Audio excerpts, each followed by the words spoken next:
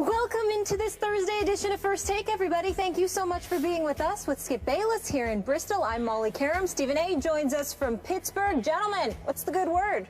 Good morning. How y'all doing? Good. So, I understand you are in Pittsburgh to interview the guy who might be the best coach in all of pro football, Mike Tomlin. Is this correct? Well, he's one of the best. He's one of the best. That's why I'm here. I'm looking forward to that conversation. You know how much I love this man, so I'm looking forward to that. We know how much you love your Steelers, too. It should be a fun day for you.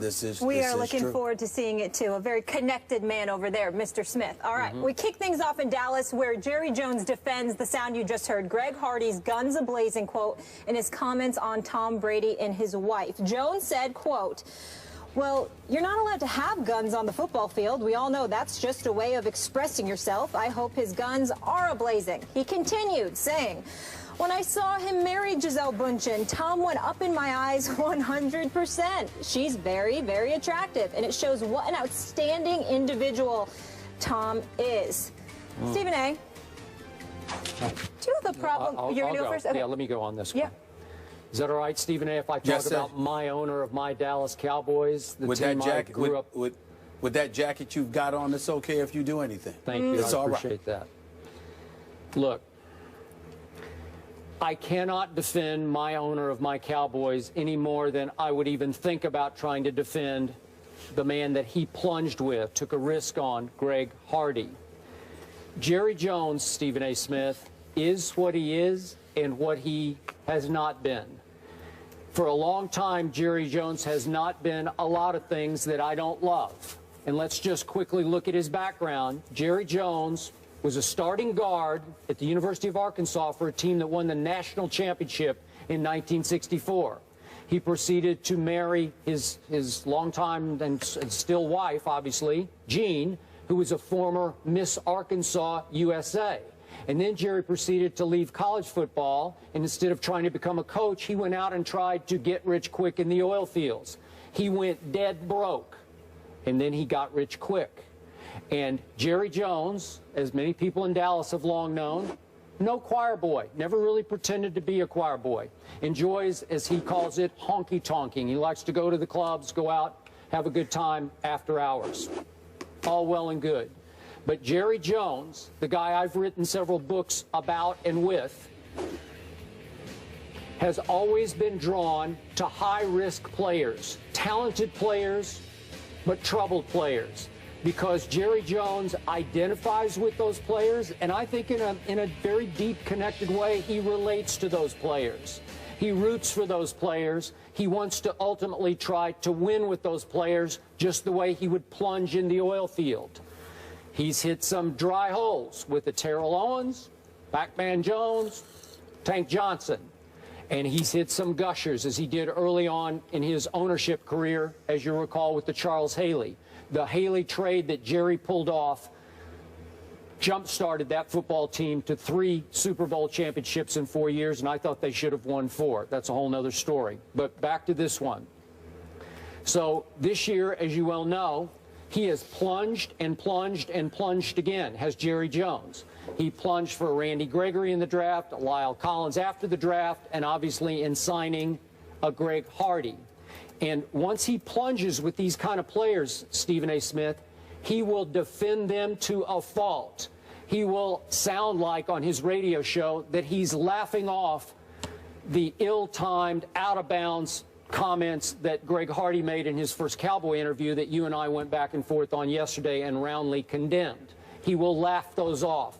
He will try to defend even Greg Hardy for what he did or didn't do in North Carolina as it pertained to domestic violence, because Jerry would be the first to tell you, well, he never was ultimately convicted, so I'm with him. I'm for him, because if Greg Hardy says, I didn't do what she accused me of doing, Jerry Jones will defend Greg Hardy, because that's the way he's built. Once he takes the risk and the plunge on a player, he will have that player's back. I don't love it. I do love the fact, as I've told you the last 2 years, that Jerry Jones has gone from trying to build an entertainment team, a team that's just pure box office, that has winning as a second priority and entertainment as a first priority, to plunging to try to close the deal to win a Super Bowl that I thought they had an outside chance of winning last year, except for one bad call in Green Bay. I don't want to get started on that. But my point to you is, this is the Jerry Jones who is going for the throat, trying to win. So, yes, he is going to a fault, defend Greg Hardy. Well, with all the points that you made, while I respect where you're coming from, Skip Bayless, that happens to be secondary to the point that I'm going to bring up, which is this. Does not Jerry Jones, an owner in the National Football League, in the aftermath of Greg Hardy, Ray Rice, and others, have an obligation, dare I say, to express and elocute and articulate a level of sensitivity so this PC world that we're living in isn't in a position to accuse him of, dare I say, being insensitive? Yeah. I mean, that's really what this comes down to. I'm certainly, you know, they certainly won't hesitate to excoriate others who misuse words. Okay, so why should Jerry Jones get a pass? The fact of the matter is that I don't have a problem with what Jerry Jones said from a football-related perspective, along with considering geography. And what I mean by that is we're talking about Texas here, okay? And we all know what Texas is known for. I mean, the Westerns and, you know, the list goes on and on. John Wayne and everything else. Not to say I don't know where John Wayne was born and raised, but I'm just saying California, when you think about characters like that, when you think about cowboys, you do think about guns blazing and things of that nature. So I found absolutely positively nothing offensive about what Jerry Jones said, but that's just me. That may be just you.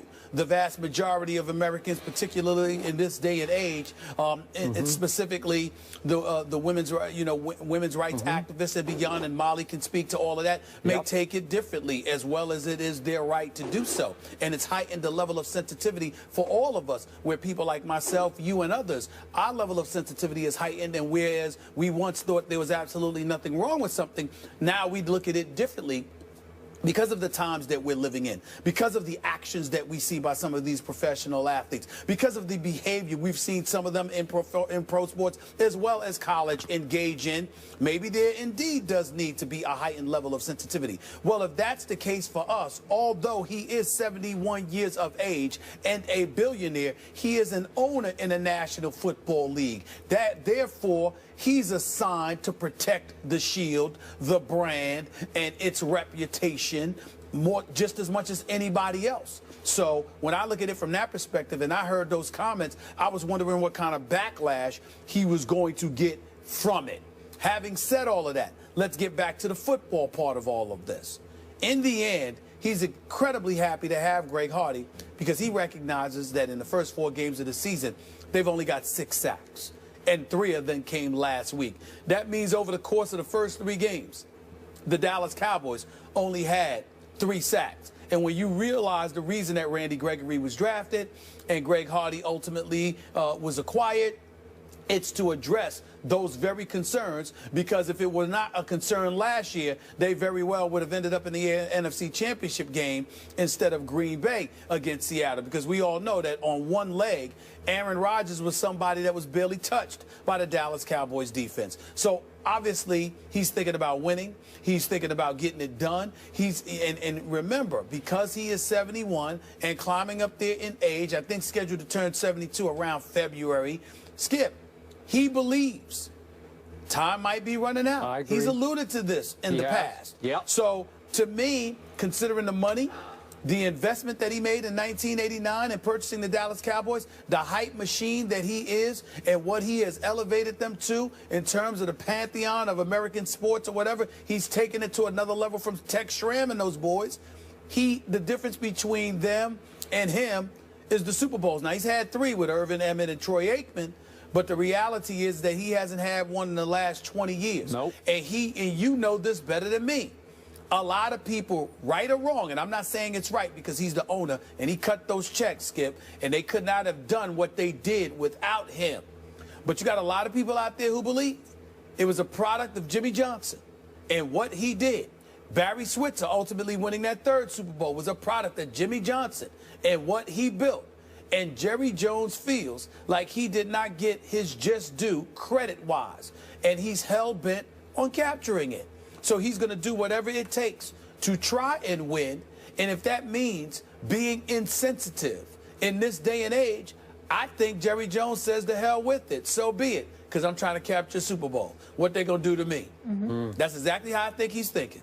Ironically, I wrote a book called Hellbent that gave Jerry more credit than most people have given him, especially Jimmy Johnson, to your point.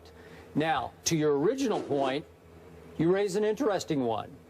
How will Roger Goodell view these comments in this support of Greg Hardy by the owner, Jerry Jones? Is it so out of bounds that Roger Goodell would think he had to punish Jerry in some way, fine him, suspend him? I don't know. I'm going to the nth degree here. I'm not thinking about Roger Goodell, because essentially that's one of your bosses, number one. And number two, he might just need to watch his words just a little bit. That's what Roger Goodell would say to him. What I'm interested in is that we live in a PC world, and there are a lot of women activist groups that are out there, you know, activists against domestic violence, and we applaud their efforts, make no mistake about it. But where are they? Because if you're in an uproar over what other folks say, why should a 71-year-old billionaire owner of the Dallas Cowboys get away with it? You speak up about everybody else. Where are you on this? It's just a question. And I have no good answer or response to it, because, as I told you, that's just Jerry. Take him or leave him. And a lot of people will probably leave it.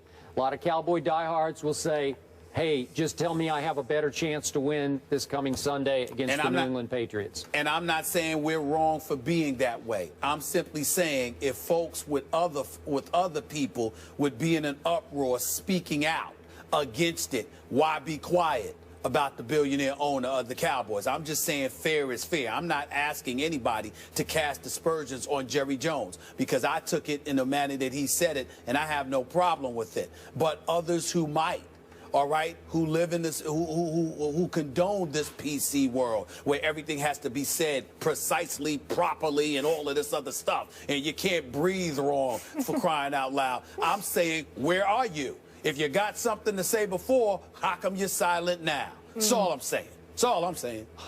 You know, is it possible that Jerry has reached that status where a lot of people, even those people who could be outraged potentially by this, would you say, that's just Jerry Jones? I don't know. It's absolutely possible. It's also possible that because he's a billionaire and there's little to nothing that you can do about it, you're saying to yourself, why bother? Because what you gonna do? What, you gonna fire him? You gonna get rid of him? What Roger Goodell gonna do? Gonna fine him $1 million? I'm sorry, to Jerry Jones, that's a penny here. Okay. By the way, I'll write it off. Send it to your favorite charity. It don't mean anything to him. He's fine. Now, what would mean something to Jerry is if you told him he was suspended and could not attend Sunday's game against the Patriots. Please, well, I'm just telling you, he lives for this. This is everything. You do something like that to Jerry Jones over this. Jerry, I wouldn't blame Jerry Jones for trying to get Roger Goodell fired for something that idiotic. There's no reason on earth that he should miss a game over something like that. I'm just talking about, let's make sure that the level of sensitivity is consistent. Let's not arbitrarily exercise it against folks who, dare I say, are less fortunate than Jerry Jones. But I want to be very, very precise with what I'm saying. I am not proud of what Jerry said in defense of Greg Hardy as a lifetime Cowboy fan. Nobody I'm not is proud. Nobody is, and nobody should be. But in terms of the terminology, in Texas, that's how a lot of people talk. And we have to take that into consideration. Cowboys are synonymous with being gunslingers. I mean, that's just the way it is. It's not appropriate, but damn it, you shouldn't have brought them to the Cowboys. Yeah, okay? I guess so. I mean, that's what they do. I lived in Texas for a long time. I can tell you that a lot of people think the same way in a lot of other states, too. So it's not just Texas. Yeah. All right. Well, I'm just talking about Texas. All right. All I know is you don't need to give the Patriots extra motivation for Psycho Tom to come out, and I think they just did that for your Cowboys. So all eyes you're right about that, will be on that one. Patriots, Cowboys, and Dallas, and of course we'll be watching Brady and Hardy very closely. Moving